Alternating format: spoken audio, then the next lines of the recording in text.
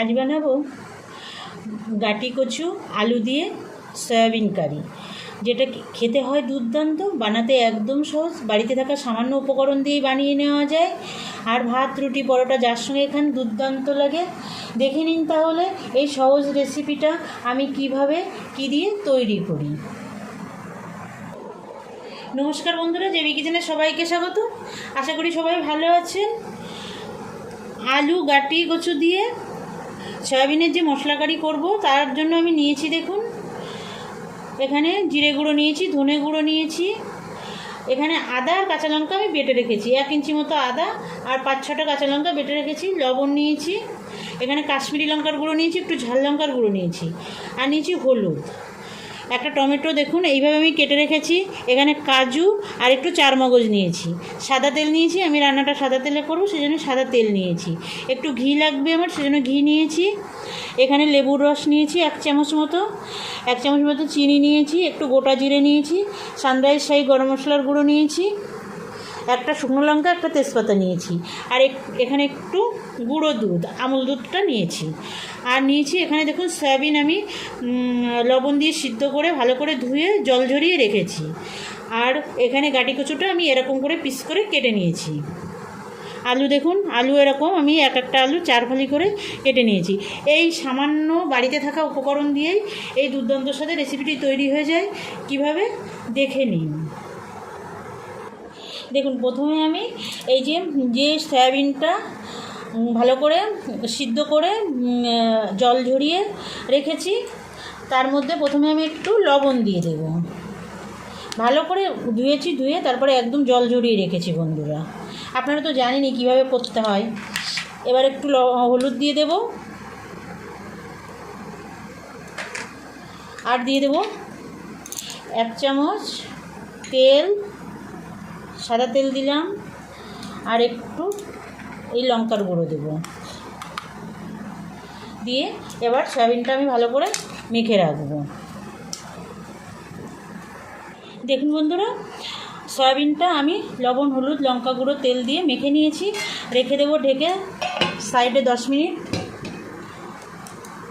এবার আমি যে গুঁড়ো দুধটা নিয়েছিলাম এই দুধটা অল্প করে জল দিয়ে আমি একটু গুলে নেব, এটা গরম জল, একদম অল্প করে জল দেব, বেশি জল দেব না।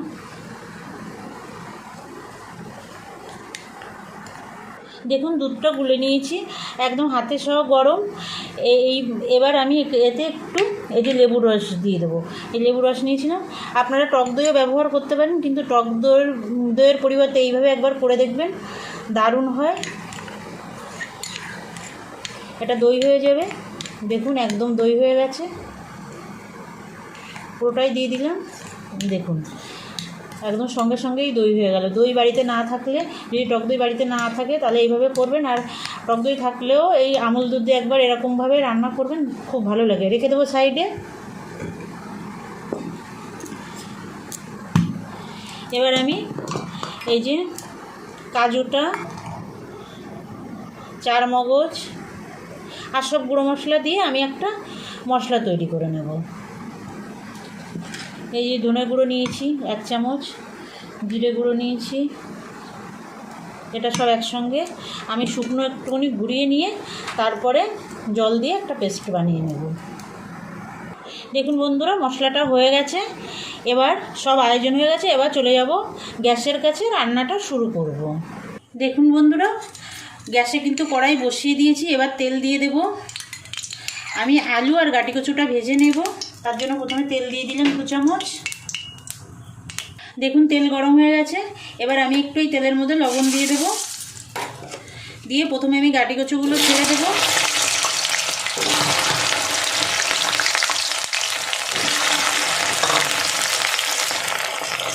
তারপরে আলুটা দিয়ে দেবো। আমি একসঙ্গেই দুটো ভেজে নেব, কারণ দুটোই তো একই টাইপের সবজি, শক্ত সবজি, তার জন্য আমি আর আলাদা করে ভাজবো না। আপনারা চাইলে আলাদা করে ভেজে নিতে পারেন, আর সর্ষের তেলেও রান্নাটা করতে পারেন। আমি সাদা তেলে করছি, সাদা তেলে ওটা দুর্দান্ত লাগে। এবার একটু সামান্য হলুদ দিয়ে দেবো, একদম লাল লাল করে ভাজবো।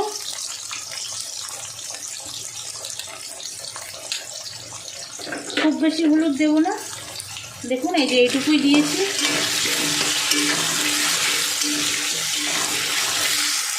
দেখুন বন্ধুরা, আলু গাঠি দুটোই কিন্তু সুন্দর লাল লাল করে ভেজে নিয়েছি। এবার আমি তুলে নেব।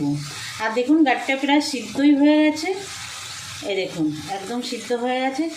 এই লাল লাল করে মিডিয়াম আঁচে ভেজে নিলে একদম সিদ্ধ হয়ে যায়, 50%-এর উপরে সিদ্ধ হয়ে গেছে। এই দেখুন আলুটা একদম সিদ্ধ হয়ে গেছে। এবার নামিয়ে নেব। আমার ভিডিওটা স্কিপ না করে বন্ধুরা সম্পূর্ণ দেখবেন। আর সম্পূর্ণ নিরামিষ এই রেসিপিটা একবার বাড়িতে বানিয়ে দেখবেন, আশা করি আপনাদের খুবই ভালো লাগবে। ভাত, রুটি, পরোটা যার সঙ্গেই খান না কেন দুর্দান্ত লাগে বন্ধুরা। এই তেলের মধ্যেই আমি সয়াবিনগুলো ভেজে নেব। এই দেখুন আমি এই যে লবণ, হলুদ, লঙ্কা, তেল দিয়ে মেখে রেখেছিলাম, এই সয়াবিনগুলো আমি ভেজে নেব। সয়াবিনটা মোটামুটি লাল লাল করেই ভেজে নেব। সয়াবিনে যখন লবণ হলুদ মাখাবেন বন্ধুরা, তখন একটু তেল দিয়ে মাখবেন, তাহলে দেখুন কড়াইয়ের সঙ্গে কিন্তু লেগে যাচ্ছে না। সয়াবিন ভাজতে গেলে তো সাধারণত কড়াইতে লেগে যায়, কিন্তু দেখুন একদমই কিন্তু লেগে যাচ্ছে না। এইভাবে আপনারা করে দেখবেন, খুব সুন্দর ভাজা মানে ভেজে নেওয়া যায় সয়াবিনটা। দেখুন বন্ধুরা, সয়াবিনটা লাল করে ভেজে নিয়েছি, এবার তুলে নেব।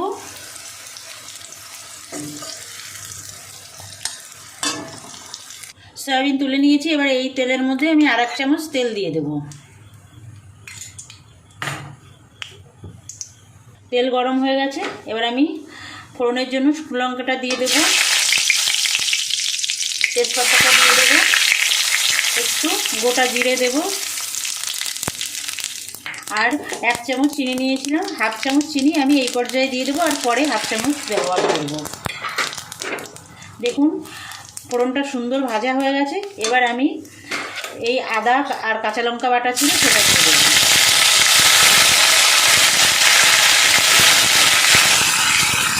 দেখুন আদা কাঁচা লঙ্কাটা আমি মোটামুটি কষিয়ে নিয়েছি। এবার যে মশলাটা বানিয়ে রেখেছিলাম, কাজু, চারমগজ, তারপরে জিরে গুঁড়ো, ধনে গুঁড়ো দিয়ে সেই মশলাটা দিয়ে দেব, একটু মিশিয়ে দেব। এবার আমি বাটিটা ধুয়ে একটু জল দিয়ে দেবো।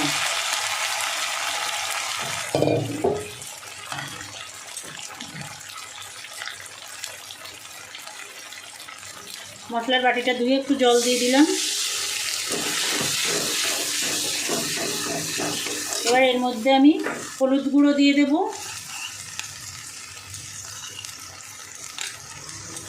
দিয়ে দেবো লঙ্কা গুঁড়ো।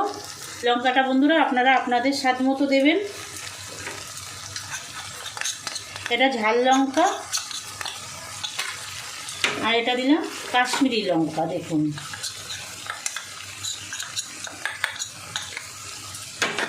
মিশিয়ে নেব।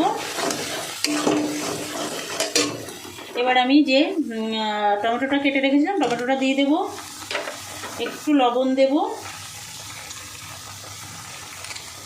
দিয়ে মশলাটা আমি মিডিয়াম আছে একটু কষিয়ে নেব।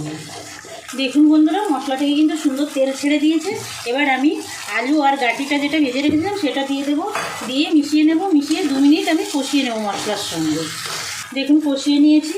এবার আমি এই সয়াবিন ভেজে রেখেছিলাম এটা দিয়ে দেবো, এটাও আমি 2 মিনিট মশলার সঙ্গে কষিয়ে নেব বন্ধুরা। দেখুন বন্ধুরা আমি কষিয়ে নিয়েছি। এবার আমি জল দিয়ে দেবো, যতটা গ্রেভি রাখতে চান সেই হিসাবে জল দেবেন বন্ধুরা। আর এখানে একটু উষ্ণ গরম জল দেবেন, একদম ঠান্ডা জল দেবেন না। গরম জল দিলে সবজি কিন্তু অনেকটা টেস্ট বেড়ে যায়। মিশিয়ে নেব, একটু লবণ দিয়ে দেব। কষানোর সময় লবণ দিয়েছিলাম বন্ধুরা, সেই কথা মনে রেখেই লবণটা দিতে হবে। আর বন্ধুরা আপনাদের কাছে অনুরোধ, যে সকল নতুন বন্ধুরা এখনও পর্যন্ত আমার চ্যানেলটা সাবস্ক্রাইব করেননি, আপনাদের কাছে অনুরোধ আপনারা আপনার চ্যানেলটা সাবস্ক্রাইব করে আমার সঙ্গে থাকবেন আর বেল আইকনটা প্রেস করে রাখবেন। আমি যখনই কোনো রান্নার ভিডিও আপলোড করব আপনাদের কাছে নোটিফিকেশান চলে যাবে, আপনারা আপনাদের সময় মতো দেখে নিতে পারবেন। আর পুরনো বন্ধুরা যে সকল বন্ধুরা আমার সঙ্গে আছেন, বরাবরের জন্য আমার সঙ্গে থাকবেন, লাইক কমেন্ট করবেন, আমার ভিডিওগুলো দেখবেন, আর যদি ভালো লাগে বন্ধুদের কাছে শেয়ার করবেন। এবার ঢাকা দিয়ে আমি 5 মিনিট রান্না করে নেব। দেখে নিন বন্ধুরা কত সুন্দর একটা কালার এসছে, দেখে নিন। আর এই দেখুন আমি যে দইটা বানিয়ে রেখেছিলাম আমুল দুধ আর লেবু দিয়ে, দেখুন কত সুন্দর দই হয়ে গেছে। আপনাদের ঘরে যদি টক দই না থাকে আর কোনো চিন্তা নেই, এইভাবে যখন তখন দই বানিয়ে নিতে পারবেন। এবার আমি দইটা ফেটিয়ে নেব,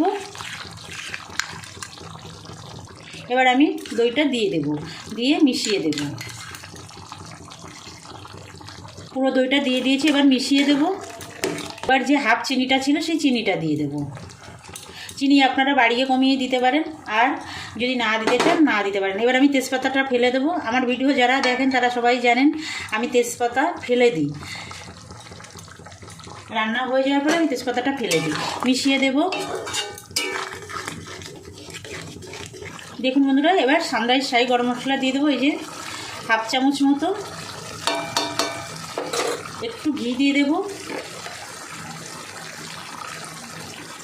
খুব বেশি দেব না, এই যে দেখুন 1 চামচ মতো ঘি দিলাম। মিশিয়ে দেব।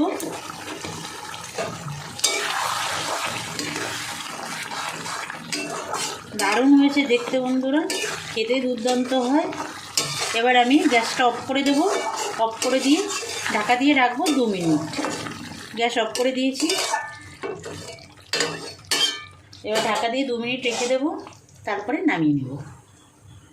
সম্পূর্ণ রেডি হয়ে গেছে দেখুন বন্ধুরা, আলু গাটি দিয়ে সয়াবিনের কষা বা মশলা কারিটা। এই সুন্দর রেসিপিটা বানানোর অনুরোধ জানিয়ে আজকের ভিডিওটা এখানে শেষ করছি। দেখা হবে নতুন কোনো নতুন রান্নার সঙ্গে। ভালো থাকবেন সবাই, নমস্কার।